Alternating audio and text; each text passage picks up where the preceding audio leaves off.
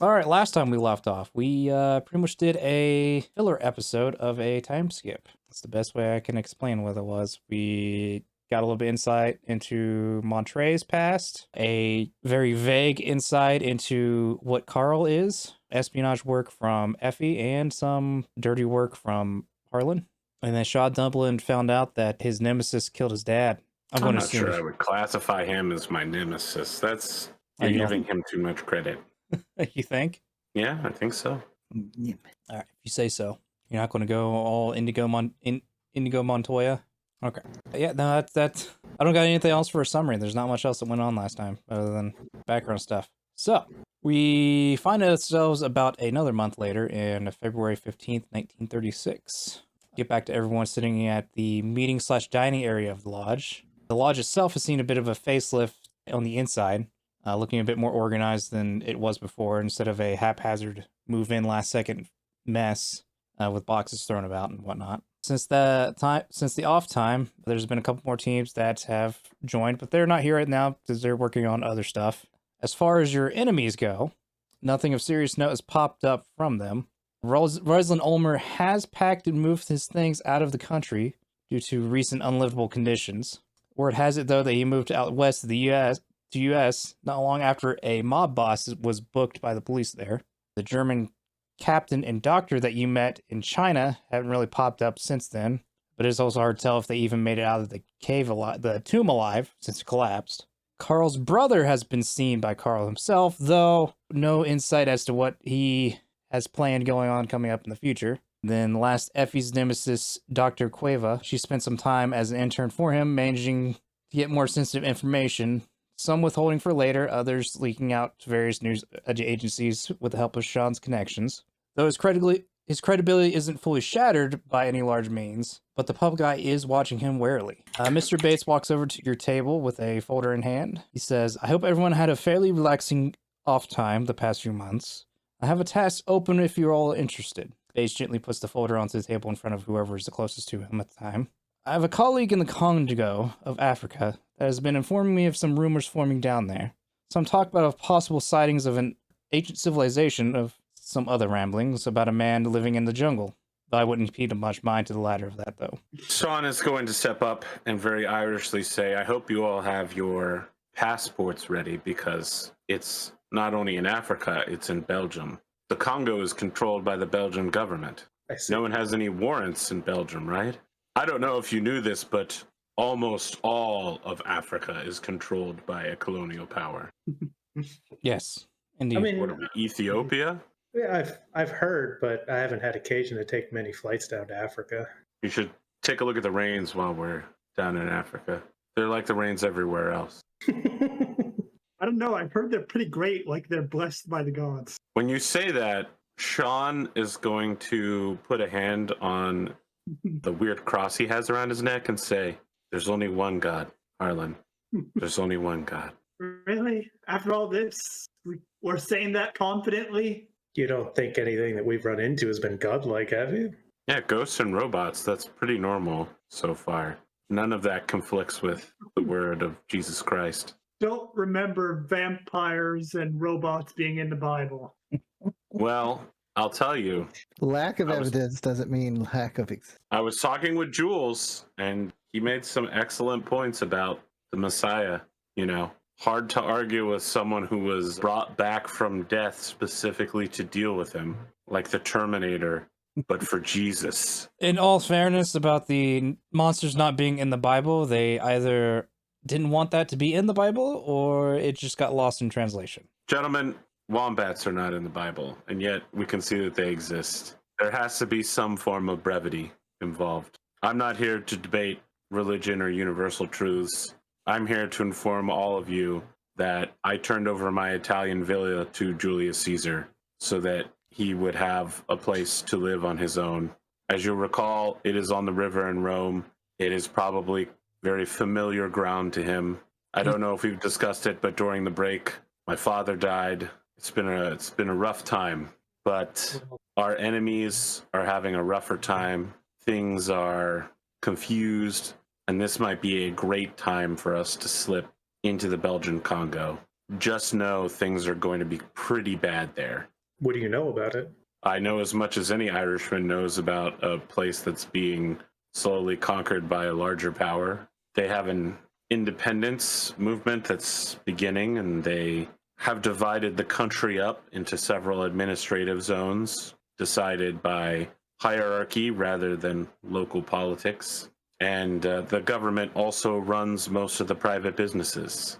Well, my papers are in order, and I'm not a fugitive in any country that I'm aware of. Right. And the last part, which may be an issue for Harlen, is that the church, the Christian missionary church, is an arm of the government there. I didn't say I'm not. I'm against Christian. You should be careful what you say while you're down there. There's a lot of believers, and they may not be as accommodating as I am. I'm here to seek out truths, and from what I saw and what I discussed with Julius Caesar, who, as we all know, is very real and very alive again, there may be more truth than I originally anticipated. I think the alive part is debatable.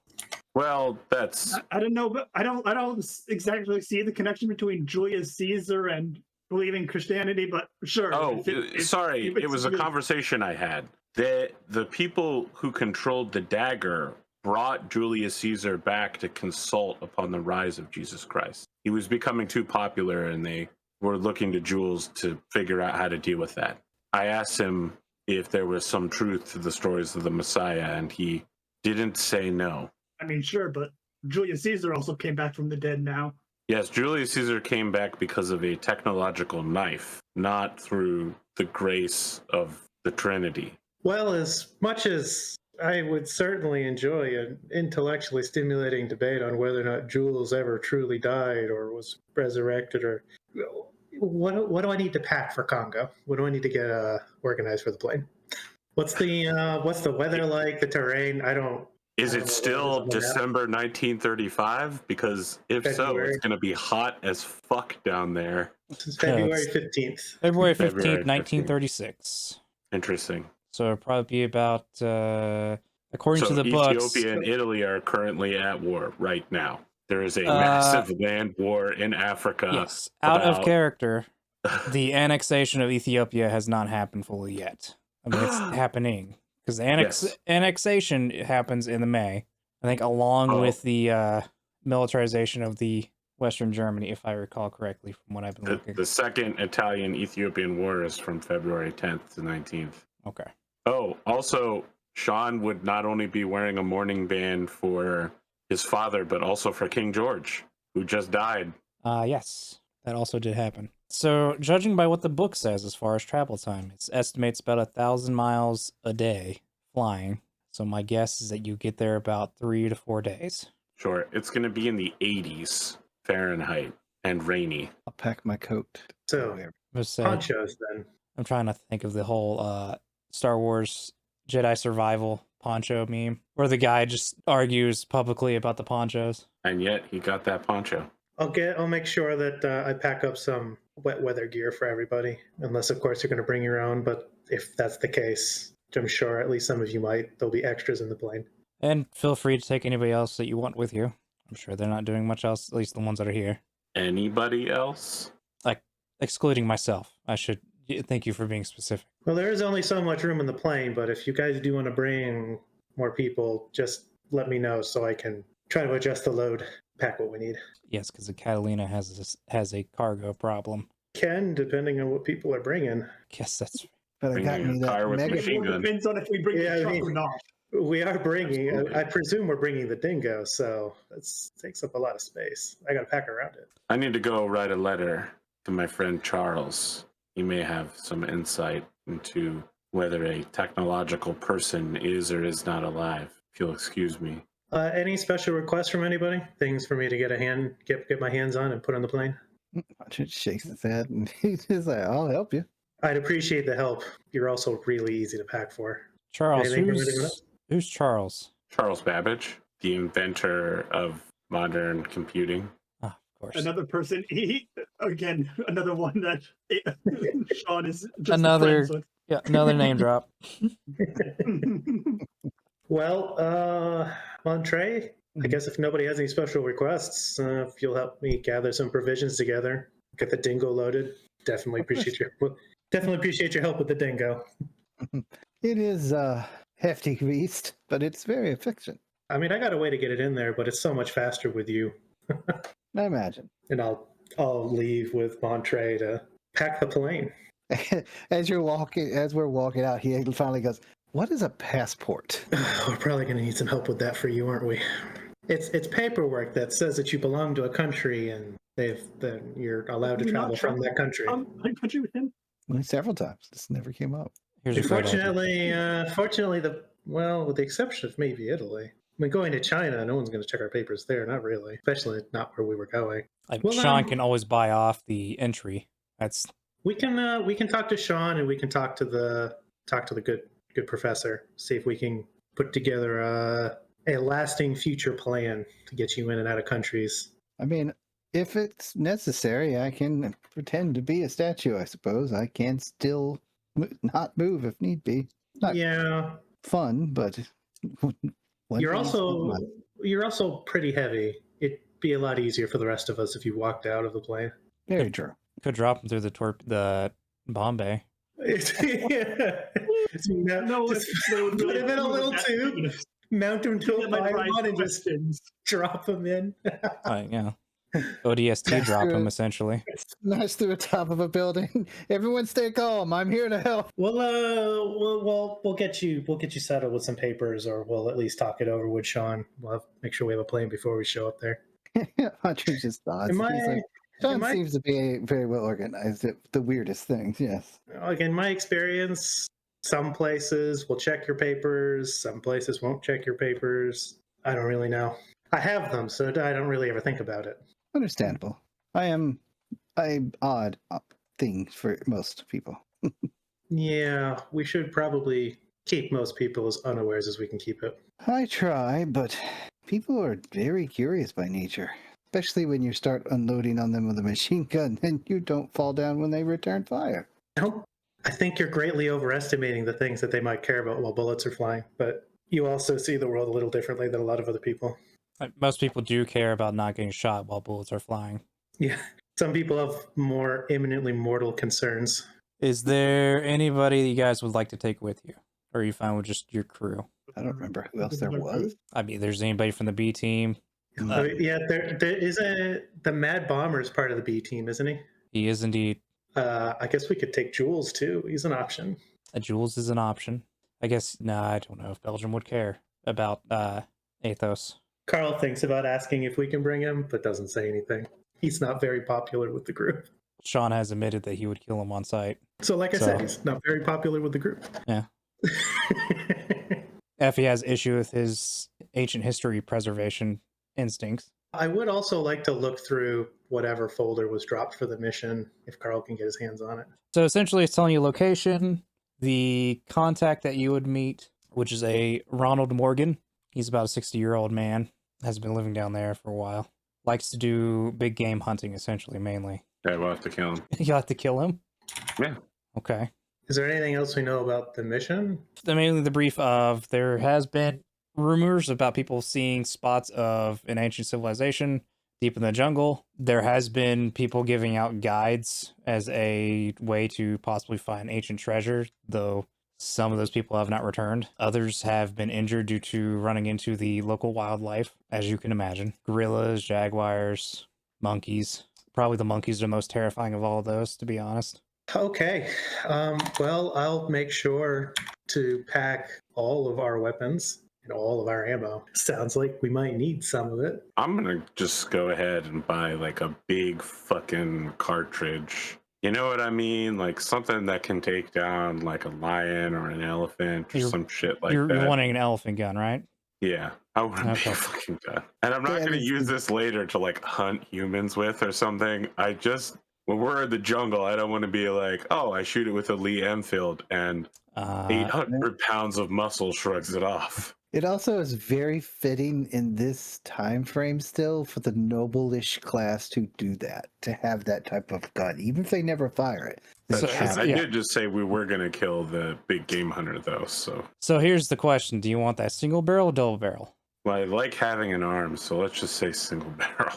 So the key thing you note about it, and I'll put it on your sheet eventually, is that it's going to be a single shot weapon. After you shoot it, you have to That is how reload it every time. single barrel works. Yeah. Under our modern firearms, I I looked into believe personal weapons, and it was like it's under black rifles. powder guns.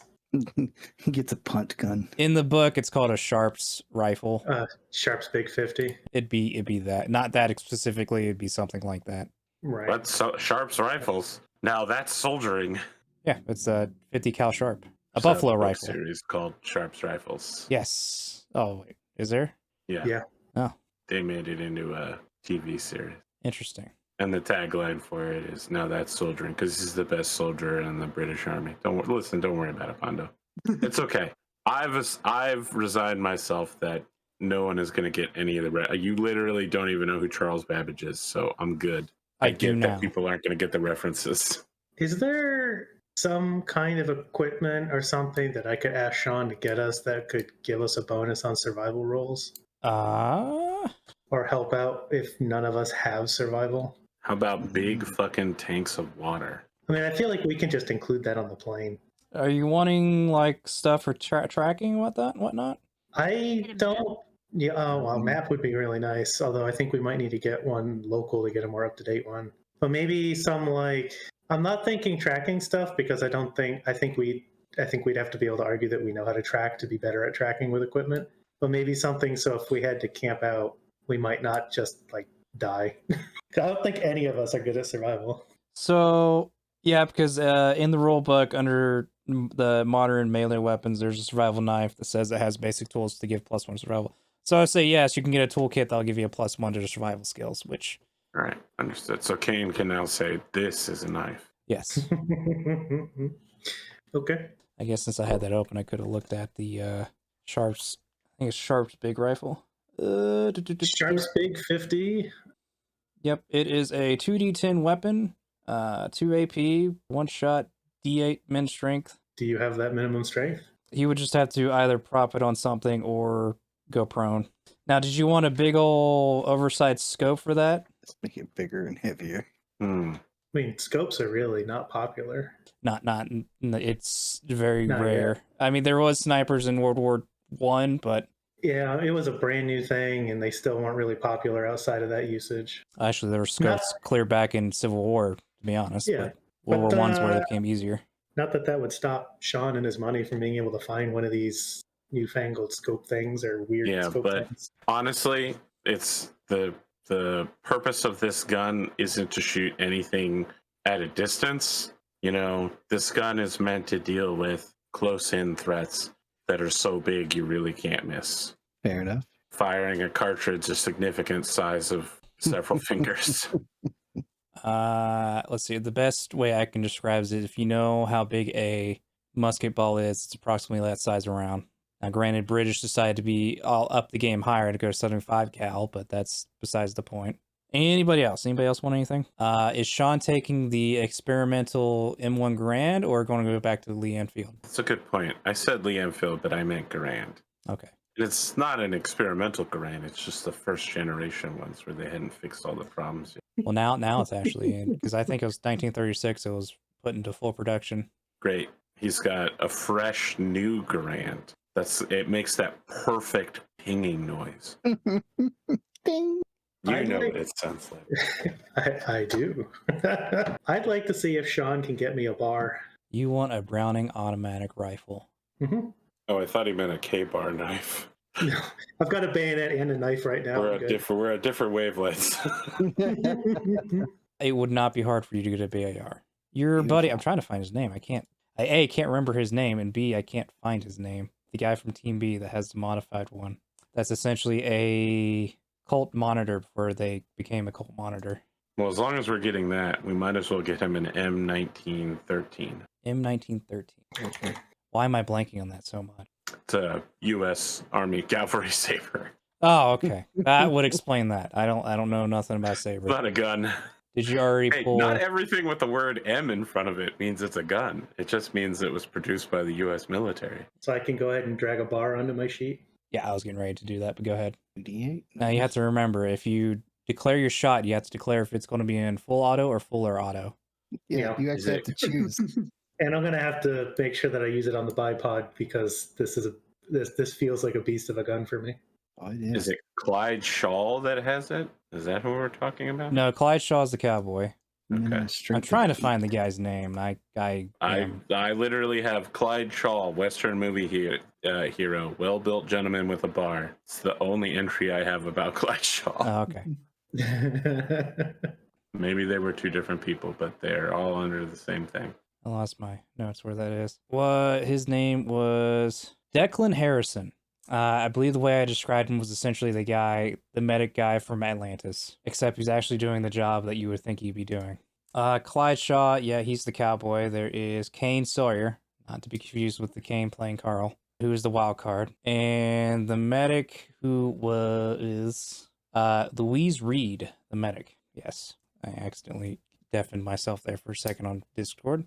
But yes, I mean, you could take Julius with you. He's always a treat to have around, I'm sure. I want to let him figure out what he wants to do. We don't need to listen. You seem like you really want us to bring NPCs with us, but our team is insular and highly effective. That's fair. And in fact, most of the NPCs we bring with us, I want to murder them. I'm so worried Julius Caesar is going to betray us. He needs to sort his head out. If he wants to come with us, that's fine. Oh yeah, laugh. Julius Caesar, a man who historically crossed the Rubicon. Why would I ever be worried that he might betray me? The last of the Republicans. I am the Yeah, routine. okay. Stab. Why would I be worried about a guy who historically murdered the Senate? It feels like Sean has the SpongeBob meme about Julius just sitting there doing nothing, and just Sean's like he's just sitting there menacingly. I don't think he's sitting there menacingly. I'm worried because it doesn't seem like he knows what he wants to do, and I'm worried that if we don't help him through that and we just blindly trust him, that he will stab us in the back for sure. I want him to get his head sorted right because every conversation I've had with him, he's been super blasé. I don't think this is a weird take. No, it's It's very normal to be like, hey man, you died and then you were asleep for 2,000 years. Are you okay? You might have depression. Would you like to know how to do things? This is accurate interpretation of his situation. In the words of Captain America, you should have left me in the ice. Yeah. Yep. No, I don't care if I was just giving you the option in case you wanted it. But if you don't want it, that's fine. Listen, if people want to bring people with us, except for the arsonist, I'm okay with it. But I don't think we need to bring anyone with us. I think we're okay. All right. The Indiana Jones theme is playing in my head right now as we... If I knew how to animate it, it'd probably be for the intro. Carl offered to get us whatever we wanted. Hey, Carl said, hey, let me know if you have any special requests for things for me to pack, and I'll try to find them for you. Get it packed. To make a what? You want to make a Christmas stew? He could make a Glühwein, a German treat, the delight of the ages. pretty good. Is this the dish we were talking about last session, right? No, the Glühwein is the one. Glühwein, yeah. Okay. Requesting Doran. Andorran stew. Escudella? Is she requesting the ingredients for it or for him to learn how to cook it? She's either. He said special requests, and her request is that he bring that. All right. He's gonna ask around and see if there's any. Yeah, I think what happens is you ask he ends up going around. to Sean. He's like, Yeah, Sean is going to hire a private chef who knows how to make escudella. We're just gonna have them make like a big vat of escudella to go on the trip with us, and we're gonna eat escudella for the whole play fight. We're gonna be eating tortellini shells, ham, and peas. We'll place it on the deck near the little radio bench and sort of strap it in there so it doesn't rock or anything. What do you have, like a propane thing to keep it heated the entire time? Or is the chef coming along with you on the plane? Ooh, now you got me sold. We finally found someone to bring. Yep, you got me sold, Pondo. We're bringing a private chef to cater us while we're in the Congo. You sold me. Tell me what I need to know about this person. Pondo's like a private we can bring other people. name generator. Our in-flight service is now available. Effie asked for literally one thing. So we're doing it. We're gonna make Yeah. it happen. Yeah. But she also asked to kill what's his name. We'll make that No, happen. I said don't kill. We'll ruin his life. Star. She has an asterisk on that. She was very Also- specific in asking me not to kill him. I may kill him at this point. I'm starting to feel like we should start killing all these people to remove them from the board. They caused us minor headaches. Death. all right. So you get He a killed my father. Details, What? details. And he killed her father. Rosalind Ulmer There's a killed your lot of father. dead fathers, okay? Yeah, Minor certainly did. Ignacio Cueva inadvertently killed Effie's. Oh, we're definitely going to find out that Kane's brother killed his father. In this universe. My 100%. father's still alive. Carl's parents No, are he's still not alive as for far as he long. knows. His days are numbered. As far as he knows. My entire civilization is dead. Yeah, it sounds I mean- his civilization is gone for the most part. Who do you See, want to that blame for covers me. that? We'll kill them too. Odin, go. Harlan's parents are Odin. still alive, but I don't know how much he cares about that. Well, Odin's not real. There's only one guy. So it may Although I seem. don't mind killing pretenders. All right, so you find and hire it's going to be a French chef named Wilfried. Oh man, I don't know how to say Oh my this last god, he name. did Ecolette. random name generate. Absolutely. The only thing I wanted to pick was where he was from, and it was France. It does make sense that a man skilled in Andorran cooking would be from France, one of the two countries that borders Andorra. You know, it'd be even better that his English is about as bad as Carl's is, because neither of us are native English speakers and we can barely communicate. I mean, I know we've been glossing over it with the way that I've been playing just for ease, but Carl's English is not good. I speak German though. You do. Carl definitely, whenever Carl just talks to you, he definitely talks to you in German. Yeah. All right, I hope you protect this man for your lives. What's his name again? Wilfried I should hope he's Bachelet. not getting into huge amounts of danger. Wilfried, what? Wilfried, I don't know how to say the last name. I'm going to say Bachelet. It's Bachelot. Bachelet. I don't know. I don't know my French accent. Okay. Yeah, I'll find somewhere to stow his bag and ingredients and let him know that he's going to have to get a little creative with some of it. We can keep things cold on the plane. Keeping them warm while we're in the air is the challenging part. We'll have the warm soup before we go. I'm just thinking of She did just want one soup. We don't have to eat it the I'm just thinking of Oh. a precarious clothesline situation to roll up like a bag or whatever of soup into the engine, into like open compartment of the engine to heat it up. Listen, we can eat cold soup, Pondo. We don't need it. There's a threshold for how ridiculous we're gonna get. No, I think I'm gonna pull Effie aside and be like, yes, we could only eat one bowl, but then how would I justify hiring Wilfried, taking him into an active war zone just over the border while we're searching for a dangerous ruin where people have already reportedly died in order to search for what are we searching for there? Does anyone remember what we're searching for? We just heard that there were rumors of an ancient civilization. That's it. There's like no. That's it. It That seems is it. like we're meeting a Mr. Morgan, and he has a particular place of interest to go search. This is actually not as dangerous for Wilfried as I thought. He'll be fine. I can't wait to get this soup in just a few seconds here. Look at that. Look at this bowl. It's steaming. Wow. So you don't ask for any other like dish, just the soup? We're going to eat the soup on the plane. Okay. But no Our other multiple day journey on the plane, soup the whole time. We're definitely going to eat something different when we land because we have a private chef, but fair enough. motherfucker out here. You guys can't see it on Discord, but those are some solidly cut carrots and those delicious looking tomatoes. Not tomatoes. That soup looks AI generated. It does. It does.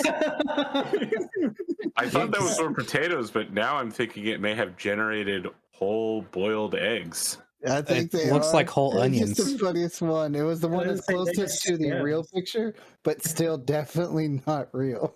Yeah, Oh, no, I boy. felt something disturbing when it was just large cubes of meat.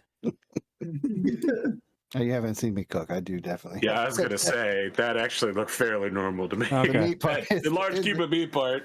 I've been that The- lazy where you're like, you've done 5 minutes of this, and you're like, my hands hurt. I'm just gonna chop the crap out of this beef. We're done. Fair enough. We're done here. It's the last thing you cut usually. It's like, I'm fucking tired. Anyway, All right. Anybody else want to get some large weapons of mass destruction? I mean, we already have the dingo. We can't Yeah. fit bingo on there, the M4 Sherman. So we should go. Bingo. That's what I jump- call it. Our They even jumbo make the friend. Sherman tank yet? Isn't that? It's not. It doesn't even get I designed don't for another think so. 4 It's years. just Yeah, a the Sherman joke. tank. They don't even start making it until they have the information on how bad World War II is. just saw it on the 1942 sheets. is in service. Design 1940. Yeah, no, it's there's just a little time Yeah. off. Not yet. I don't even know I if there's just an saw the American sheet. tank before that time. To be honest with you, Yes, maybe the There Stuart. we brought through is. World War One. There are, but they're bad. They're all beheaded. Okay, come on now. All of the interwar period and World War One tanks were horrible. Don't give Yeah. me that shit. Yes, I'm not disagreeing with They that. all are, yes. They still need to learn a lot on that. The dingo's actually better for most of them because it's fast. It's a tiny little fast death machine. When I say death machine, for the people inside of it, Crack a few eggs. I think they did manage to put a 20 millimeter cannon on there at one point. I think. I don't hold me on to that. There's a couple variations of it throughout the years, but nothing in your timeline, at least yet. There's a whole rabbit hole we can get into on armor of the period, but we don't have any armor in the period, so No, you're not. Stuff doesn't get ridiculous till at least the 1940s, where they're slapping just about everything on a Sherman tank. All right. I think I got everything I want. Okay. I don't even know what to do with the chef. I just point where he can Just stick his there. stuff. I don't think you But- would like take your direction. You just find a nice spot. It'd probably be Sean's spot. Oh no, I'm gonna be very like, for the stuff you're putting down, it will go in these like 2 or 3 Oh, okay. places, and that's the coldest one. You can figure out where you're sleeping. It's anywhere but that bunk. That one is mine. Okay. I've got to. I have to balance and load this plane. So the chef is going to get some attitude if he tries to mess with that. I'm the one who has to keep this thing flying. Fair enough. I'll give you that. All right. Yeah, I guess now it's just travel over to the Congo about 3 to 4 days later. Actually, let me see what's the difference. What's the distance between? I don't care. I'm just gonna say it's about 3 days later. I'm getting too tied up in specifics. 3 days later.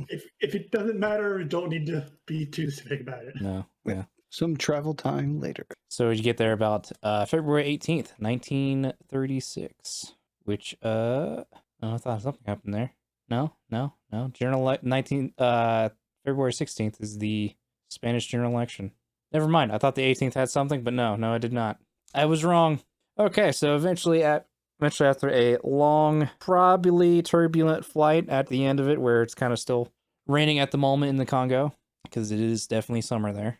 Actually, it's getting ready to be fall, as much of a fall you can in a tropical rainforest, where you get to actually just have to park your plane by landing it in the water. Oh no. Oh, such a travesty. Carl's heartbroken. His preferred landings. It's very much the guy that's like, everything is pretty normal. Then when it's done, he turn around, huge smile on his face. Does Carl just go, port? Sean's in the cockpit with Carl, and he just looks over at him and smiles and says, "It looks like we're going to have to do a water landing." Oh my god, I can't remember With the the show. rain, with the rain and the crosswind. Yeah. The game show that ran for many years. Price is Right. The Price is Right theme, the bad theme plays. Wah, wah, wah, and Sean looks upset and he crosses his arms as we start to land in the water because he fucking hates landing in the water. So pretty much the port side is really just a wood construction of just multiple decks. There's a couple other planes that are kind of like yours, but not, well, obviously not exactly like yours. At least not yet. I think actually 1996 is the year the Catalina starts going into production, or at least is invented fully. I mean, it's a spectacle. Yeah. It's an unusual plane. There is people that come up there to check you in the docks. There's not really any sort of check as into who you exactly are, at least not yet. Yeah. Slide open the window a little bit just so that I can, take directions to where they want me to taxi up to. They'll tax you up. they'll taxi you up to the biggest spot they have, which is typically for larger vessels. I'll make it work. Yeah, due to Catalina's awkward size, mainly wingspan. Yeah. Yeah, I'll pull up, look over to Sean. They're probably going to want a docking fee. Sean just pulls out a fat stack of both local and Belgian currency, drops down his sunglasses, puts on his giant ass safari hat, and goes, I know. Yeah, he just gives you a nod and says, well, if you want to talk to the guys at the dock, I'll finish spooling everything down. Is it John Rhys Davies who plays the dude in Indiana Jones that's always doing the background stuff? Yeah. Also, he's Welsh, so we're pretty close. He's Irish, I'm Welsh. No, wait. He's Welsh, I'm Irish. Anyway, I wander out onto the docks and do all of the important work of making sure that we can land here and not piss anybody off and make sure no one comes looking for us and everybody's properly bribed by just being nice to people and handing out money and being very complimentary. You want to make a persuasion? I guess I could. I felt like this might be background stuff, but if you want to make me roll a skill I'm good at, I guess I could. I didn't roll double ones and I got a 6, so Yep, you're good. How do you feel Yep. about that? You smooge up and buy off whoever you need to buy off to make sure you're not fully investigated into. All right. I know at least 3 people's names, and one of them, I know half their children now. Yeah. But I also begin laying down the groundwork for asking people about who's handing out these guides, because you said something like people were handing out guides to this ancient civilization. I want to know who's encouraging people to go get themselves killed in the jungle. That for me is the number one plot point. So Locals. I'm starting to work my way around that circle. Oh, Sean, before you leave, Yes. are we unloading the dingo right now? Yeah, I think so. All right, Montre, I'm going to need your help. Of course. It's always a little bit more awkward this way, but it's worth the water landing. We'll get the dingo out on the dock. Is the water landing easier? Is that why he likes it so much, or just because he's an amphibious plane that he just wants to be in the water? He really likes it because he can do it. I see. That's all it is. I see. It's you get to do the thing that you paid extra for. Yeah, half toy will use. Fair enough. It's like that guy who buys a brand new truck and suddenly offers all the time to go pick up furniture for people for the first couple weeks. That is a crazy man. I have been that person. I'm so happy to have that pickup truck. I was like, I can drive wherever I want. And like a year later, I am going nowhere. Yeah, no, it's You will pay me before I show up, or I will not show up at all. so. Yeah, it's essentially the people who are giving out guides are partially locals that are just trying to get some quick cash. That unfortunately lose their the people that are trying to guide in the midst of the jungle. Some other just essentially jungle divers. I can't think of a better way to put that. Sure, I'm following you. That tend to go in there for whatever reason, and maybe a hunter or two, but that's most of that not really unheard of in an area like this. Because if you take a hunter, because rich people tend to want to go hunting in big game or dangerous game, etc., etc. One person they've been trying to get to be a guy but hasn't taken it has been the contact that you know of is named Morgan, the one that you want to kill, who hangs out in the makeshift pub that they have going on here, because this is a developing settlement essentially at the moment. I'm gonna wait for everybody else to get off the plane, and then I'm gonna point out the pub, and then I'm gonna start discussing with Wilfried the upcoming meal plan. What can he source locally? What kind of dishes can we make? I'm looking for at least 3 meals a day plus snacks twice a day. Have you found us accommodations yet? What? Why would I do that work myself? I'm just kidding. Yeah, of course I did. Wait, Okay. We're not sleeping on the plane? No, I'm just kidding. I already did that. We need a place to store the dingo at the very least. So just to be clear, I didn't do that, but I am going to do it now while they go into the pub together. I anticipating that you would definitely be wanting to sleep somewhere nicer than the plane. I'll have had the chef take all of his stuff and pack it in the dingo to drive so it's available wherever the accommodations are and not the plane. Smart. And I'm gonna lock up the plane Smart. and then go to the pub. Yeah. How So- how prevalent are weapons here? Who's got weapons? Is it weird that we might be walking around with weapons? So the pubs mainly seems to be the main meeting group where the tourist hunters and the other locals, experienced hunters of the area, et cetera, are meeting up, which they don't really have like military weapons. They have hunting weapons. The more bougie ones spent as much money as possible getting the biggest gun possible, who look like that as soon as they fire that, they're just going to break their shoulder and they're going to have a bunch of steel hit their face as soon as they fire it. A couple of the more budgeted hunters seem to be carrying a typical hunting rifle, something usually like a surplus bolt action from the war, etc. That was chopped up, modified. Hmm. But yeah, if you carry it in your bar, you're going to get some looks, the MG34, etc. It's a disassembled, but yeah, it's on its back, pieces of it. Yeah, the dingo has a trunk. Mm-hmm. It's a nice walking stick. I mean, it's a trunk on the front, but it's still a trunk. Well, then that's where I stay, sitting on that trunk in the front. Let's say we could leave the MG in the bar in the trunk and lock it, plus any of the rifles that Sean doesn't want to carry around that he has, unless you want to carry him around. Yeah, the M1 Grand wouldn't really look. It'd look a little bit out of the ordinary, but nothing like too drastic. Shotgun wouldn't be out of the ordinary either. Yeah. Slugs are good for a big game. Yeah, we could definitely lock this truck.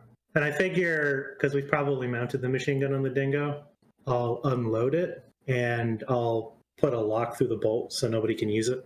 Just in case they have a belt of 50 cal ammo, they can load in real quick. Well, I don't know.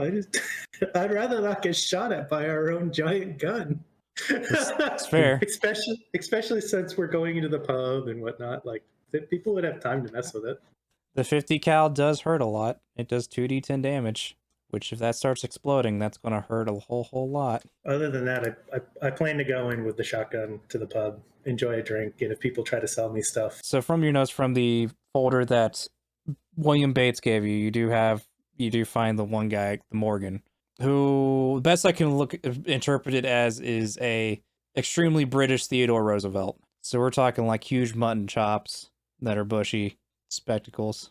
He's pretty much just not really in the corner, but kind of in the middle room, having merriment, etc. So you want to shoot this guy in broad daylight or get him to a private place? Sean? Sorry, just got back. What's going on? Okay. So we all went in the pub. We locked up the military weapons in the dingo. Okay. That's so wise. that we don't look super out of place, but we're all still armed. And Mr. Morgan is pretty obvious, very British. Describe him as pretty much just an extremely British version of Theodore Roosevelt. Just, add mutton chops, change the spectacles a little bit. Okay. Sean is busy securing villa for the group outside. Of course. Listen, I am under the assumption that this man hunts rare game animals and should be shot. I want to spend as little time interacting with him as possible. Yeah, so because our group is a bastion of moral purity. Effie speaks German, right? Effie was the other person who spoke German? Effie speaks like 5 languages. I'm sure they do. Cotton's mic is cutting out. I can hear her talk, but she's not coming through quite yet. Yeah. Okay. I think Carl, because if this is a hub of activity, then presumably people who are trying to sell guides who are trying to come through and take foreigners out into the jungle are going to be looking for foreigner newcomers. Carl's going to only talk to Effie in German, and if anybody comes by and tries to sell him as they're going to be a guide into the jungle, he's going to pretend he doesn't understand them and just enjoy his drinks and just chat with Effie in German. I just want to point out, since we're supposed to do that, Effie is speaking German with a French accent. Very sing-songy, angry voice. Yeah. I'm trying to think how that would sound. I don't know, but I just want to point out Has Sean said anything about his dislike for this big game hunter? Or has that all just been in his head? Or is it AP's internal hatred of it? He might have left again. I would assume so. I don't have the answer for you either, because if he'd voiced that he dislikes big game hunting and he dislikes this guy on principle, then Carl would be bringing up with Effie whether or not we should try to talk to Mr. Morgan, or if we want to try to make Sean do it, even though Sean really dislikes the guy already. Sean appears in the doorway. It's clear to him now that God has called him to this place because no one else wants to make the role, or maybe just isn't good at it. And he he saunters with a swagger over to the man who is clearly Ronald Morgan, and he sits down. He plumps himself down into the bench across from this man, and he says, "So, you're Ronald Morgan, huh?" Well, I yes, want to indeed. play the dress for killed for him right now. Just be like, you actually are wearing the exact outfit he wants you to wear. Yes, indubitably, old sport. How can I help you? I'm Sean Dublin. We have a mutual friend in the form of Mr. William Bates. Yes. Well, you say William Bates? Yes, William Bates. Oh, I knew him as William Turner, but I suppose it's probably the same one. Anyway, yes, you told me that you would be coming down along with your colleagues. Are you making a Pirates of the Caribbean reference? No. Maybe not knowingly. No, I just knew him as William Turner. Mr. Turner. Very well. Seems weird he wouldn't mention that, but so hunt a lot of large game animals in your 60s, Mr. Morgan? Not yet. I haven't done that in quite some time. The bones aren't quite as what they used to. All right, that's reasonable. So you've called this team down here literally to the other side of the world in the middle of winter because people are going into the jungle and dying. I didn't necessarily call you. I was just informing my friend that some strange things were happening. He did say keep an ear out or keep an eye out for anything and let him know. Well, I'm letting him know, and now you're here.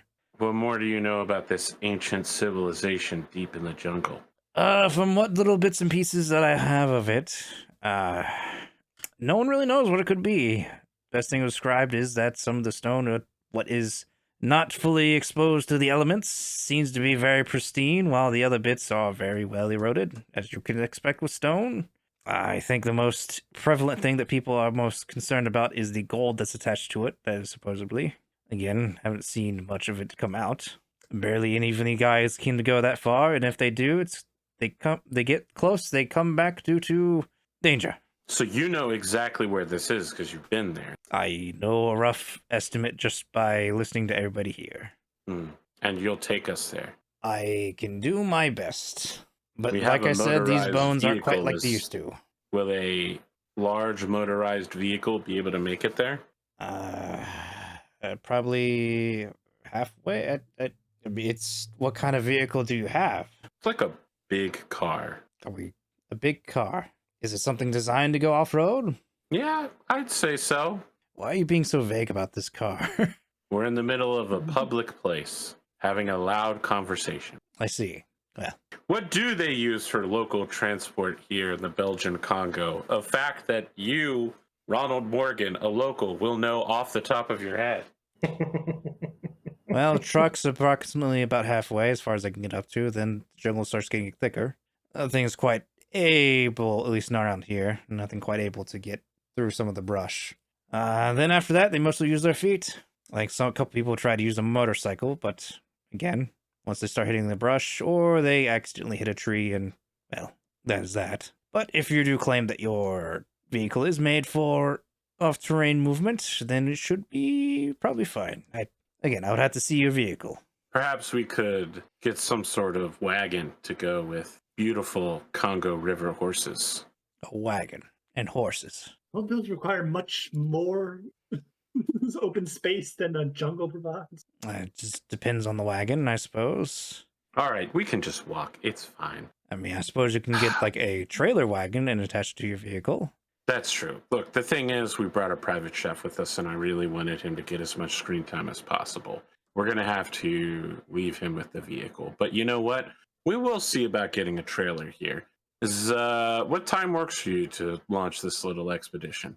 Oh, you want to go as soon as possible?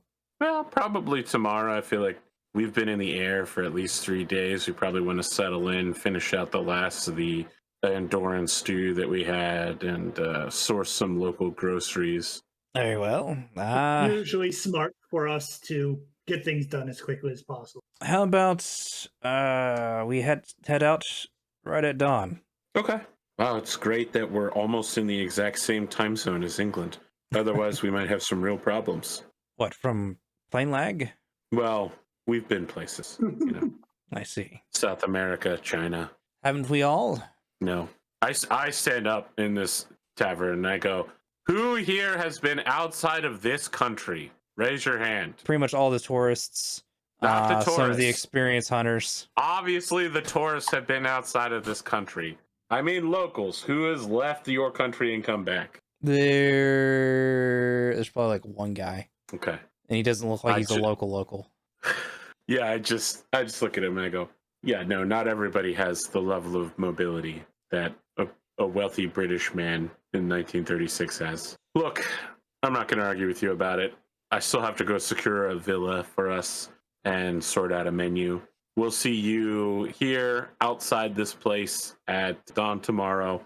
You can ride in the back of the trailer attached to our car. Looking forward to working with you. Looking forward to looking at you too, I suppose. It was a pleasure meeting you, Mr. Dublin. I'm going to stand up, brush off my uniform, and sashay out, being as dramatic as possible. You succeed. It's like breathing for you. Carl will just look over at Effie. I guess that went well enough. I guess their conversation went well enough. Just out of character, Cotton's currently playing Valheim from what I can tell. I am. Oh, okay. I just see Valheim up in the corner under her name. Well, it seems that Sean has taken care of things. I guess we're leaving in the morning. All right. I will say that Sean is able to reserve a series of buildings to act as a villa. Perfect. I'm guessing that was your ultimate goal, is to... It is indeed. I will secure local Congolese cuisine, including dried plantains. Why is that amusing to you? I don't Who doesn't know. love some fucking banana chips out here, you son of a bitch? I don't know. You think plantains are available universally in 1936? No, These they're not. motherfuckers barely had the concept of universal refrigeration. Yeah. Carl will That enjoy. refrigeration was a hole in the fucking ground, okay? Yes, I know. Carl will enjoy a meal, and then he will go sleep in the plane. Why the plane? He likes Trying to be the a plane. dramatic bitch just like me. He's very attached to his plane. Okay. That's the answer he's going to give. Fair enough. All right, so I feel like we've got a really it would be problematic nowadays, but in the time when they were making Indiana Jones movies, no one would have thought twice about it. You know, we've got the like huts in the background around us with like straw roofing, and we're around a bonfire. And Sean has changed out of his Navy Class 2s into safari gear, and he's like, and by the way, safari gear, not jungle gear. He's handing grasshoppers around, and in the most pretentious way possible, he's like, yes, the locals call it makili lile. It's fried grasshoppers prepared with peanuts. Here, eat it. Yum, yum. I'm just like passing them around to everybody. I just want to be as problematic as possible. Very openly just drop them. Kind of savages would eat grasshoppers. It is an insect. I mean, wait, who said that? Oh, the French. You're very French cook or Wilfred. chef. Look, I'm not going to correct you on this. All I have to say is there's a whole continent that people have been eating insects on regularly for protein for 2,000 years. Harlen is just muttering to himself, are snails insects? I was not speaking about, I was literally talking about Asia eating insects, but Yes. okay. No, this is just Listen. Harlen muttering to himself in reaction. At You least- hire me and bring me all across the world over here to this humid, dreadful place, and then you want to eat grasshoppers? Yeah. The rich really do astonish me sometimes. Hey. Listen, Wilfred, have you tried one yet? No, nor How are would you I. ever going to know what you're missing unless you broaden your horizons? What if you ate this and you could feel the light of the summer sun and a gentle breeze, the nostalgia of childhood, and your clothes actually exploded off of your body in the process. Listen, this isn't an anime Food Wars that we're talking about. You were eating a freaking cricket. That's the one reference you get today? That's it. That's the reference. It's To be Food fair, Wars. you've made that reference 100 times before, so you have to get on this. Okay. Like maybe We've twice. also watched. Yeah, that's true. That was an easy one, I guess. And then because Harlen was saying something about snails, I pull out a snail and I go, also, this is mbembe. It's a local snail dish. If you're not going to try the grasshoppers, at least you could try Congolese snails, right? Escargot is a bit better, but sure. Escargot is salty as hell, and you know it. Yes, but so are most chefs. All right. Calm down. This guy's the French version of Gordon Ramsay. Look, Wilfred, I appreciate your life experience. I wish you would open yourself up more to the local food culture, but I think we got a pretty good pile of ingredients here. Who knew you could get mangoes in February?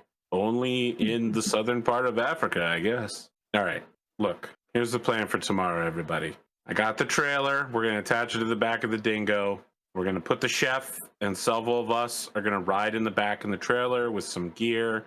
We'll get about halfway to the location. Then we're going to have to disembark and go on foot. A good chef friend here is going to wait and start cooking us a hot meal for when we return back to the vehicle. I don't know what's going on there. Obviously, there are some weird things. Effie, I think we'll be relying on you heavily. Harlen, I wonder maybe if it might be wise to have you separate from the group and maybe go a little ahead. You're pretty good at infiltrating things. How do you feel about that? I'm more than happy to scout it out if need be. Perfect. I look and I wait until Wilfred is like not looking or anything, and I'm just like, and of course, you know, Montre, we're going to need you to go in front because if this is a jungle environment, we need somebody to like clear the path, and you're enormous and good at chopping things. Of course. Okay, perfect. All right, everybody's got their job for tomorrow. I'll be supervising. Questions, comments, concerns? Okay, eat your grasshoppers and go the fuck to sleep. All right, so there's currently one person can't eat at all. I know Harlan has admitted that he's not going to eat the grasshopper. I feel like there's other food options. Yeah, there's definitely other food there.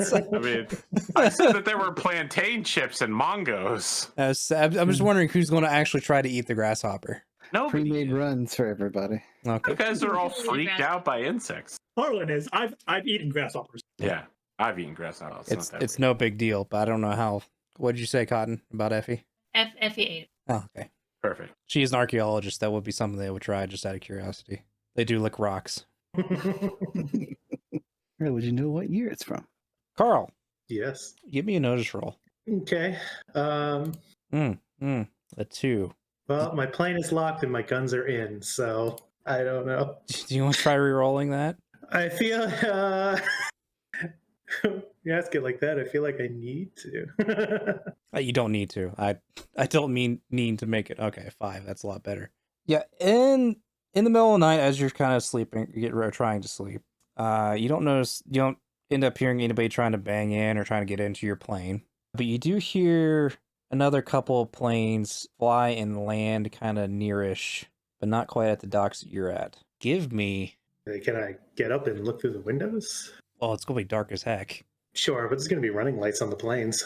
Otherwise, they're not going to know if they're going to make it to the docks or crash into a random shore. That's yeah. I just no. You can do that.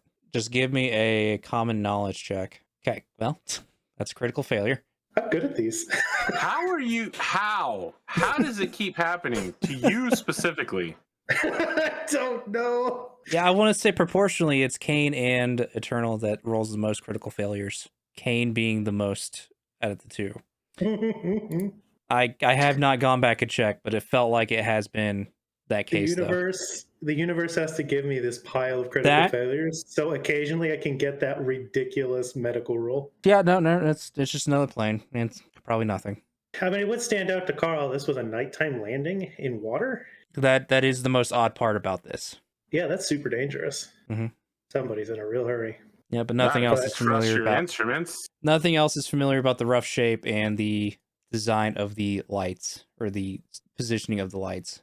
Well, as Carl goes back to his bunk, he just thinks, well, that was super dangerous. Hope whoever's dying isn't going to die. I don't know. Just goes Whoever's to dying sleep. isn't going to die. Yeah.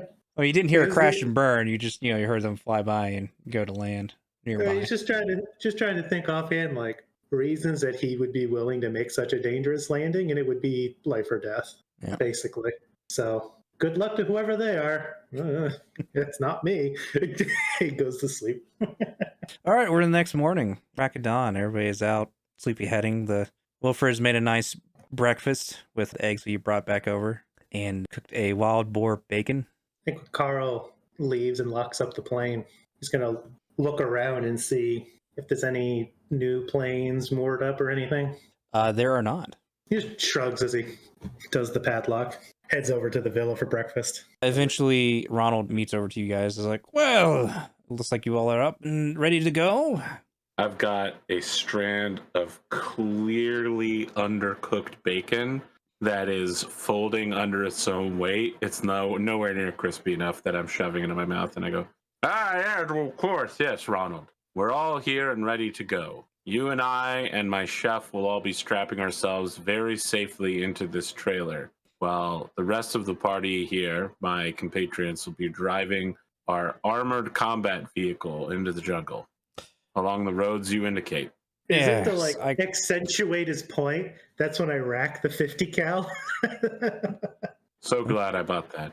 I suppose that'll work on anything in front of your direction. Though I would admit that the safest place would be in that metal vehicle, but the trailer should be fine. And this trailer is not like super designed to be used to sat in. It looks like someone makeshift like this. Well, no, there's no real seatbelts during this time either, so it's kind of just whatever. There's not gonna be seatbelts for another 30 years, man. Yeah, that's true. I keep Minimum. yeah. I keep forgetting how relatively recent seatbelts were in the time Okay, frame. but remember that the top speed is like 20 miles an hour in this time period. Was it? I thought they got up. It is not fast, man. Are you? I'm guessing the average overall, but there's during the Prohibition they had NASCAR was literally invented from. The dingo on paved flat ground can hit 55 miles an hour. Oh boy, 55 miles an hour is a top speed. Whoa, buddy. In best Watch conditions. out, speed demons. Yeah, on, so on best conditions. Whoa. And, I'm gonna look over at Montre. Do you want to drive or do you want me to drive? Seems like this is gonna be some pretty rough terrain. Honestly, it's up to you. You did all the flying before, so I figured you'd want to rest, but I have no desire either way.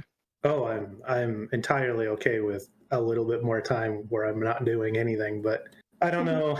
I don't know with your I don't know how much experience you have in difficult driving. That's why I asked. If you do, then great, please. I'd like to not to, but if you don't think you can take the terrain here. He shrugs. I honestly don't know.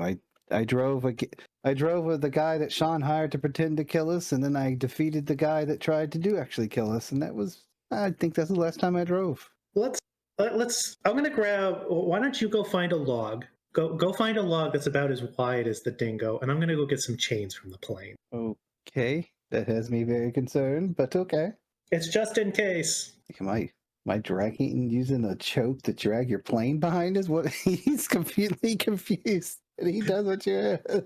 I'll use the chains and I'll stick the log on the front of the dingo. I'm trying to figure out what you're planning on doing with the log. The log is if we get stuck, we can use it to try to get it unstuck. Oh, to like pry it off or whatever. Yeah, Carl, background-wise, grew up on a farm in Michigan, so he knows about driving around in mud. Gotcha. All right. Now I'm following. I'm tracking you. Yep, now I'm tracking. I was like, what are you doing with the log? But no, now I understand. Now I'm getting you. Like drag it behind us as like a trailblazing thing, but it doesn't really help us. I mean, though. you typically, if you want to cover your tracks, you would want to use branches, but I don't know how much it's going to do against you wagon in an armored vehicle. Yeah, no. Yeah, we're good. I get it. Yeah, it's either you or me. It doesn't matter, man. He has no All problem. right, He's then just- He's Why don't pouting because he you- had to spend the night without his gun. I would So- say it's Well, then why don't you go first then? So Okay. I'll lay down on the back of the dingo and relax a bit. okay. Who's Um, manning the MG? We know Sean's riding in the trailer. Mhm. Montre is driving. I I'm mean, going to be on the uh, back of the dingo. Harlan. Harlan has a sniper rifle pistol. I can't operate other guns. It's against the Obviously, law. the best choice right now would be Effie. Effie, Uh, the assassin. I guess. Definitely wouldn't be terrified as soon as she pressed the button once to fire. You just gotta spray and pray. You know, honestly, we might be making light of the fact that anybody being shot at by a machine gun typically isn't like, damn, I should stand around and find out. That's why I like mine. I will get the bar out of the box on the front Okay. while we're riding around, and I'll lay down on the back of the dingo. I'm trying to think if you have the World War II version of the bar where it's like 30-inch barrel, big, big overbuilt, or like the end of World War I version where it's actually reasonably sized. Because it's probably funnier and more thematic for Carl to suck with it, it'd probably be funnier to have the bulky version. Okay. Man, that He's is got a the choice. bipod and he's got the bipod on it and everything. You know, I always thought the BAR was a cool thing, the World War II version, and then I see how big it actually was, and then hear people say, "It's like, yeah, this was used to win the World War II in spite of it being used." I was like, "Why? It's such a cool thing. I mean, it's a mobile, high rate of fire weapon. Oh no, it's bulky as can be. It's a big boy. You hit fire and maybe hit something, or you have to lay on the ground." Anyway, enough of geeking out over guns. Okay, so we have Ronald, Sean, and Wolfred in the trailer. Arguably the I'm so worried that you keep emphasizing our locations in trailer. the separate vehicles. Yes. in the I'm worried least. we're going to get ambushed for sure. There's always a chance. It's like a 99 to 2,000% chance. In the least protected part of the overall vehicle here, I mean, I've got two bodies to protect myself with. Yeah. we have, I believe it's Montre driving, Mm-hmm. Effie in the gunner seat, Reluctant. Carl and Harlan in the back seat. Yep. Okay. Since you have your guide, quote unquote, Sean, you do see him pull a map that he does have just kind of sketches where he probably cross-referenced with people or just kind of drew down based on descriptions of what people had. He will make the survival roll for you if you guys would like. I don't know. I do not have survival. Is he good? He's a D8, Okay. but he's not a wild card. All right. I It's a raw roll. turn to the guy who has a survival knife and I say, "You seem like you're really good at survival, Carl." I can compare notes with him. You don't have the skill, do you? I'd be rolling untrained, but I get a wild die and I get a +1. So you'd be at a D4 -1, which But my D6 would be at a +1, right? no, the minus is the overall skill. So it'd be D4 -2 or D6 -2 overall. It's just you get the D6 as a wild die, which is a plus. So it'd be yeah. Yeah, he says that I'm like, yeah, I could totally compare notes, and I'll make my unskilled attempt roll. Are you going to try to support, or are you just Yeah, I'm trying to support. okay? That's Plus, the better. it does put me in a position of if he is doing something really janky, I'm in a much better position to notice. That's fair. Go ahead and roll. So I'll put in my +1 trait roll modifier. So you'd be rolling. So it's only at a -1. You can roll. No. Okay. See, this is why I crit fail so often. It lets Yeah. me do this. So you give him +2 to his overall roll. Being how slow we're probably driving through jungle, right? I'll probably I start in the trailer and we go over some directions or whatever, and we look at a compass and we talk, and he gives me a heading, and then I just hop out and jog up to the dingo and hop in, give directions to Montre. Yeah, pretty much. Yeah. Yeah, with your 8 to give him a +2 to roll, you actually give him a 5, which is passing either way if it's a 4. It's definitely not an exact process as much as possible due to it's just a drawn map compared to his notes, and he hasn't been in this area a whole lot in comparison to somebody else. But he does kind of keep you going on the right path. The ride is a bit bumpier than usual, but the dingo does pretty well because this is kind of what it's designed to do. Is not necessarily go through a jungle, but just be off road and harsh conditions. And the dingo is relatively compact enough where it's not getting pretty stuck between trees and whatnot. And I guess any small trees that might be in your way, you can chop down real quick with a machete or something. With the survival knife. Sure. Lift the trees through. Yeah. It's got a +9 to slaying ogres. Slaying trees. Someone's trying to chop it. Montre just walks over, just grabs it, rips it out, throws it away. There we go. I understand now. Montre is a Minecraft protagonist. Yes. Kain would be the guy to fall for the sucker to fall for the like guy selling the survival knife, where it's just a cheap knife that has like a open socket at the end. You're talking some real shit from a guy who's an airplane mechanic that works with good steel on a regular basis. Yeah, but he was looking for specifically for a survival knife. It's like looking for gamer gear. I wasn't looking for a survival knife. Carl was looking for survival equipment to help him out with survival rolls. Okay. All right. You got me there.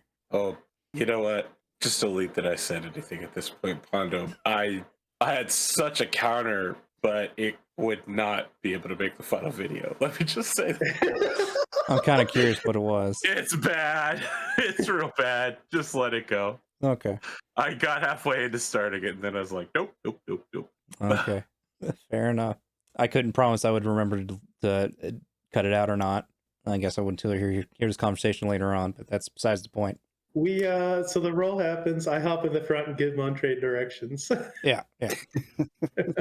Eventually, you do make, after about an hour or two, you do make it to about the halfway point that Ronald talked about that most people tend to got stuck at. And you can see there is some like civilian trucks and small cars that are just stuck there because they couldn't get it out. Some are just tipped over, just get out of the way. It then get stuck after. So most people get stuck here, but Carl and Montre are not most people. Indeed, this is true. Ominous. Does Carl think that this is possibly drivable? Just most drivers wouldn't be able to. You do definitely have a better chance compared to everybody else due to your vehicle. So, like, these vehicles that have been stuck, these trucks and cars, they are something that you would see a civilian would have. Probably they were imported with the tourists that came in here as well, because they had to take the family car. Well, Montre, what do you think? It may take me some time to dig it out if it gets stuck, but we could definitely go a little farther. Oh, that's what the log is for. I didn't want to ask before, but that is actually really smart. Yes, let's try it. I grew up on a farm. Ah, so you know about logs. Nods. You know what? It's still that not quite. Carl just puts a hand on your shoulder and says, "Yes, I know about logs." Existence of logs. If you want to, I think we can get through this rough part here. It might be easier driving on the other side, but if you want to get out and spot for me, I think we can get this over. Yeah, sounds good. Are we wanting a support role for you to get there? I would like. I'm suggesting that Montre give the support role for me. Okay. Because I have the ace ability, so I'm ignoring penalties. Plus, the car is going to be ignoring some. All right, so I'll give him my roll. You know what's funny is that Montre has a D8 and you have a D6 in this roll. Yeah, but if we're at a point where things are getting stuck, the modifiers are going to start coming in, and that's kind of what I was thinking. Yep. So you got a 4, which is give him a +1. Do you want to maybe try to re-roll it, see if you can get more, or just want to leave it at that? I'll re-roll it once. I should add that you can take the better of the two. Okay, still just a +1. Just +1. So Carl, yeah, you would have gotten probably a -2 of this, but I'm pretty sure you ignore up to a -2 anyway. I do. So you're rolling at a +1. All right. So you got a 5 in total, which is enough, which is more than enough to pass. We get it through the hard stuff. Yeah. So it's definitely a couple spots where you think you're about to get stuck, but then you kind of do the patented old back out, then go forward, then back out and go forward a little bit. So you just suddenly just get unstuck. There may be a time or two where you had to pull out the log to kind of pry yourself out or what have you. But eventually you do make it to about 3/4 of the way there of the reported area, to where it's just at this point the brush and jungle density is a bit too much for the dingo. How far out are we? What's 1/4 of this look like? It's probably, if you had to guesstimate, based on your travel time by car, because it's probably not much different as if you had walked, probably another hour walk. Easy enough. All right, getting further than this is pretty risky. I might be able to do it, but nobody else is going to be able to get out here to help us out if it goes wrong. So I'm not sure it's worth the risk. All right, Sean just gets off the back of the trailer and it's ready to walk. I got us further, so we should be rested. If I remember from the map, Mr. Morgan, we've got, what, an hour hike? Yes. Yes, indeed. It's better what it could have been. Would you like the map? I can stay here and watch the cart. Our friend, Wilfred, make sure nothing gets to him. I mean, You wouldn't don't you feel be... like coming with us? Are you going to leave this man by himself in the jungle? You make an excellent point. I think Montre actually nods to that to himself. He's like, that is a good point. I didn't even think of that. As he's like literally assembling his machine gun all noisily. Dear goodness. This might be unsafe out here. I mean, I'll look over at Sean. It would be nice to have the guy who plotted this originally. Plus, the chef could make us lunch while we're there. You're just trying to get the chef killed. I don't want to leave the chef alone with our stuff. I don't know. I mean, I think Morgan has volunteered to stay with the chef. And He has. Morgan hasn't been to this location, and obviously neither has the chef. I think leaving them back here is just fine. I walk over to him, and in German I say, I know you might be afraid of the chef taking our stuff, but I have the keys to the car. You were literally hours by foot away from any form of civilization. Do you really think a chef who can't eat grasshoppers will survive the trip back? I respond in German. I think the chef is helpless out here, but Mr. Morgan is not, and we don't really know him. Bates trusted him enough to send us to him. Is that good enough for you? I think so. Okay. Like a hard-hitting question right there. Have we ever had reason to not trust Bates? No. It's not that I don't trust. It's not that I don't trust him. It's I don't know how he knows this person. We didn't really figure all that out. Apparently he knew him under a assumed name, so, Yeah. something like Arthur Morgan. Just to make me feel a little better, could you ask him some questions about the map at the back of the trailer for 3 or 4 minutes? Sure. And then we can I head out? walk back over and I begin talking with Morgan in German, and then I switch back to English when I realize that he doesn't understand me. I just want to, I basically want to do something simple like the equivalent of pulling a starter solenoid out so he can't hotwire the dingo or anything. I don't know if this guy's mechanically inclined, but I don't want to give him... I don't want him to steal the dingo. I don't know this guy. And I'm paranoid. I take the lug nuts with him. If I could. Cade's up under this bitch, pulling the carburetor out. But if this guy tried to steal the dingo, you're confident he would immediately get it stuck. This is a man that looks like he doesn't do his driving. He has someone else does his driving for him. And Carl genuinely believes this. Okay. Then I'll take the rest of my stuff out of the front. I'll get my ammo belt for the bar. Your ammo belt, the BAR is magazine fed. No, I've got like a belt of little pouches for my bar mags. Oh, okay. All right. That's what I meant. A bandolier. Got it. Okay. Bandolier, not a linked belt. No, Montre's got that gun. I feel like I made Kain more paranoid than I intended to in this series somehow. Yeah, it definitely wasn't the mysterious plane arriving in the middle of the night. No, that's fine. There's nothing. Yes, brother's going to show up. As far as he's concerned, that person, those people are dead. I am going to lock the ammo for the... Is it a Vickers? I forget. It's a Victor's 50 cal. I think we say it's... Yeah. I'm going to put the ammo for the Vickers in the trunk and lock it. Okay. It's fair. Man's got his own hunting rifle. He'll be fine. Yeah.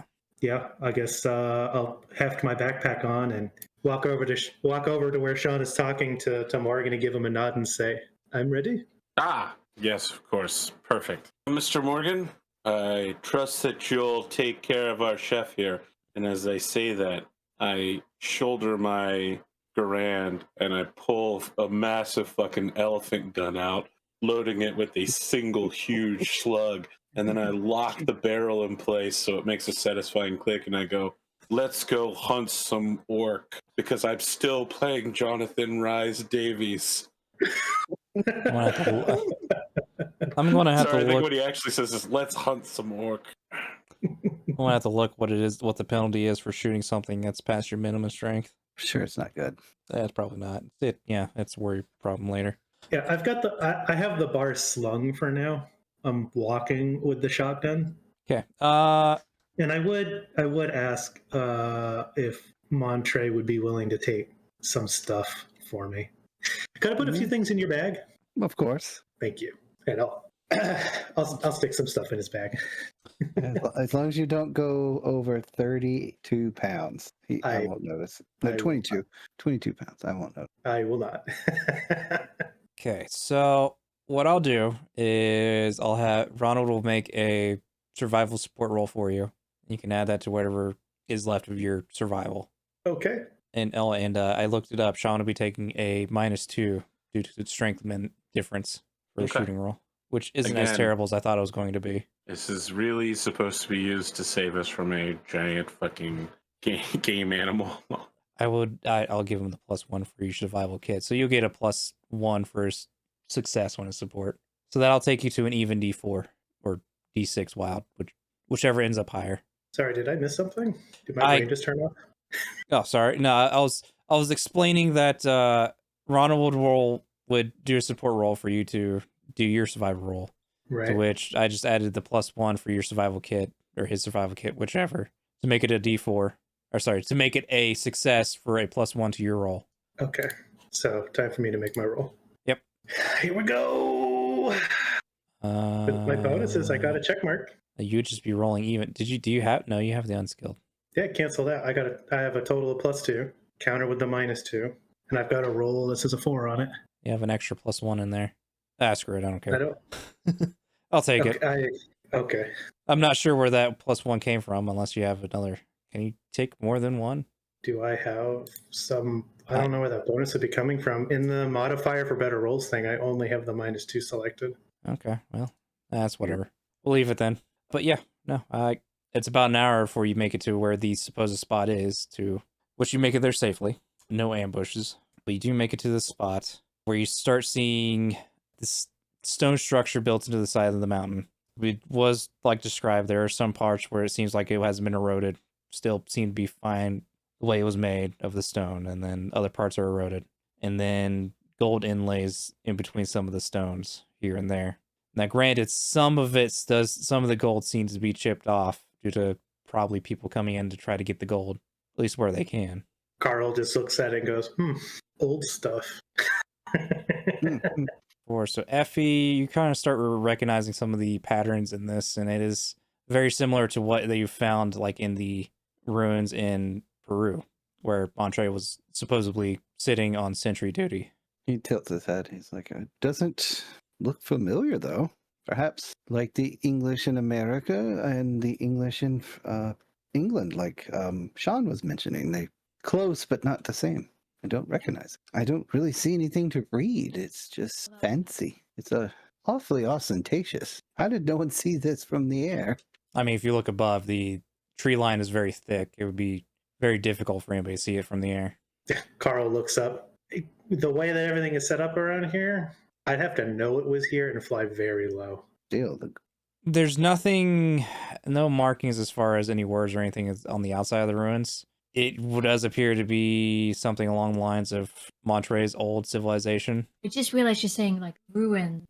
Ruin? I thought you were talking about like runes, like R-U-N-A. No, ruins. Sorry, it's probably my accent messing with it. No. Okay. Yeah, gotcha now. Everybody was on the same page, but Yeah. Gotcha.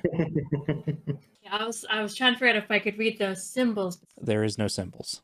Gotcha. Well, if what we heard before even coming out here is true, a lot of people try to come out here and never come back. And a lot of the people who do come back hurt. So I don't see anything dangerous offhand, but there wasn't anything dangerous about how those vehicles were stuck. They were just stuck. So something was picking up people. But if something like me is also inside of here and not deactivated like I was, it may not be welcome to visitors. You think another guardian might be enforcing the sanctity of the property? I don't remember. But if I was doing it, there should be others. There was a whole room in the last place full of us, albeit crazed. I ominously cock back the hammer on my big game hunting rifle and I go, I think we got that handled. As I begin making my way forward, heedless. Oh man, that's gonna be rough. So we all plan on going into the ruins? I was gonna send Harlan forward. Harlen will go ahead. Ah, yes, splitting the party. Excellent. The rogue goes first. After hearing what Montre had to say and sending Harlan by himself first, I'm going to swap to the bar and I'm going to find somewhere where I can, like a log or a rock or something, where I can put the bar on its bipod and sit behind it. So if Harlan comes running back towards us, I can try to help him out. Fair. Really good idea. Makes sense. Yeah. I think Montre just stands at the entrance area, yep, I'm here. I don't need a bipod. He is a bipod. Fair enough. That would be funny too if you put stuff on his shoulder to fire from. Just stand still. Okay. So the entrance to the ruins is not hidden like it was back in Peru. It's kind of there. It's a little bit hidden just due to vegetation, but it's still fairly obvious that there is an entrance there. Harlan going in first. It's very similar like it was back in Peru, just a little bit wider, a little bit taller. Probably signifying this place wasn't that big of a secret. Eventually, you do make it to another, not necessarily, what's the word I'm looking for? Another, I want to say hub room, but it's not really a hub room. It's a front. An antechamber? Yeah, we'll go with that. Where it has the chair that sits in front of the entrance, kind of, we'll say a secretary chair without the table or the desk.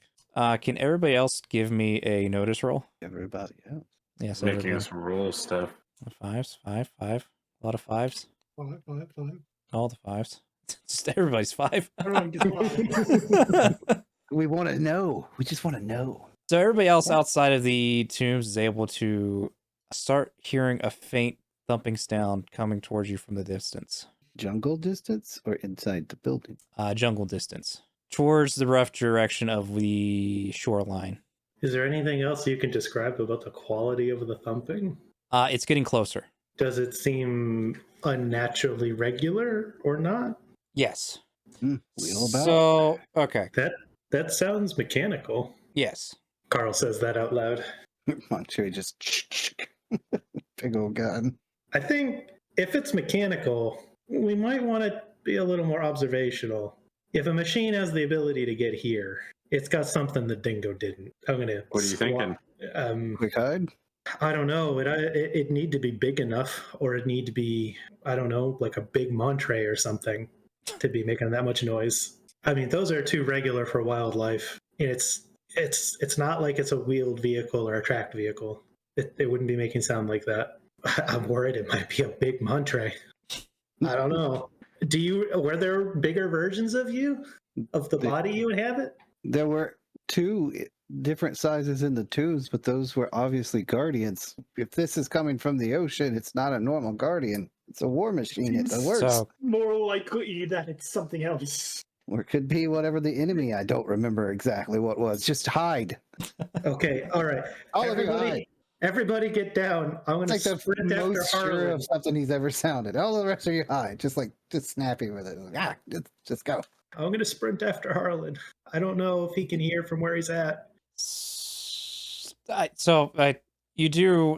was two different other types other than the type that Montre is and colloquially Julius is.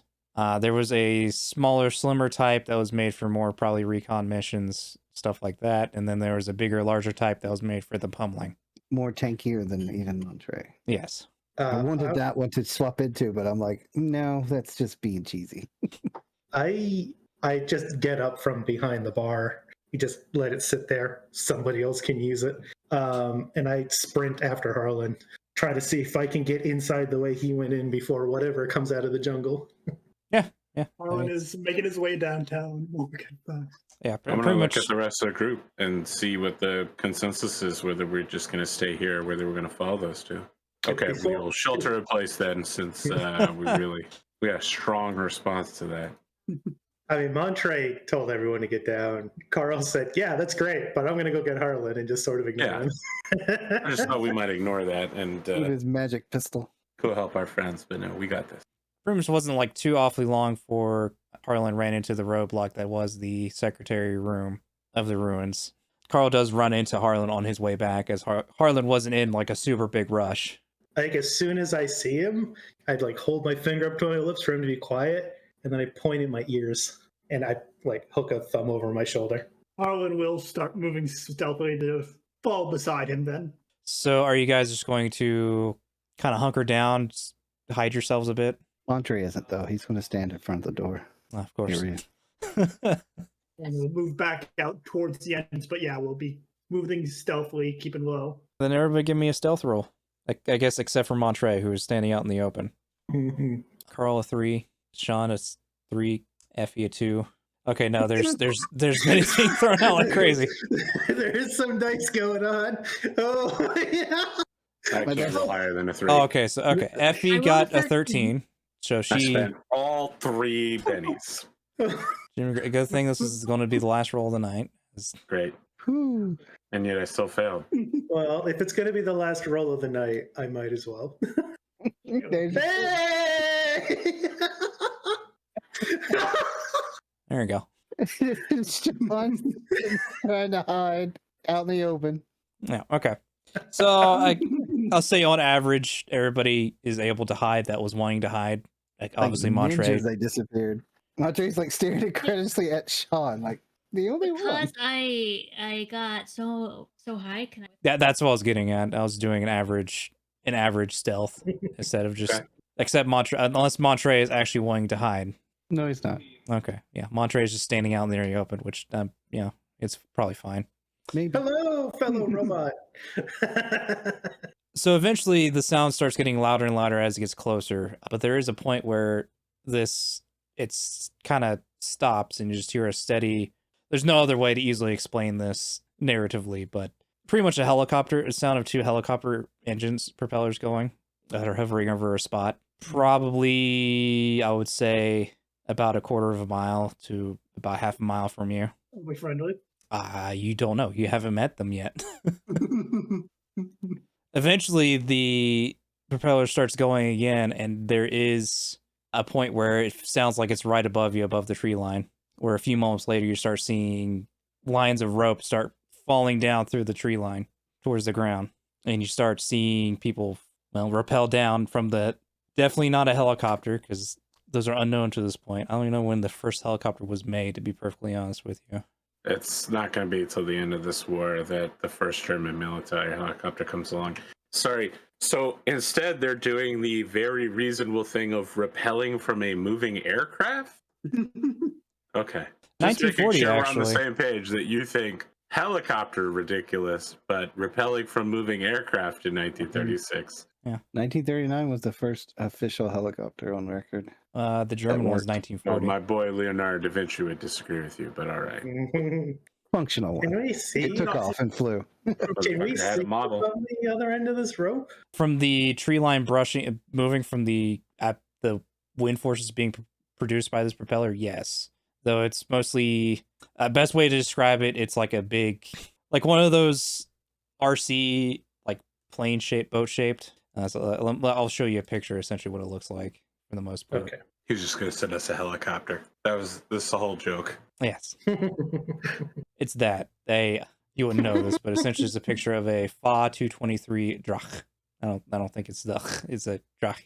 There's some cool technology going on that you never seen of or heard of. Are there There's people coming down the lines. are the guys on ropes in uniforms? Uniforms, maybe. Guys on ropes, yes. But we'll find out who they are next episode. Dun dun dun dun. Goes my His gun. brother. But depending on who's coming down, that could drastically change what Carl does. It's obviously just Belgian troops intervening in a known, using their superior Belgian technology to replicate a secret German plane that won't be ready for flight for 4 years. Belgian science is the best in the world. Dropping in on the security mission. Yeah.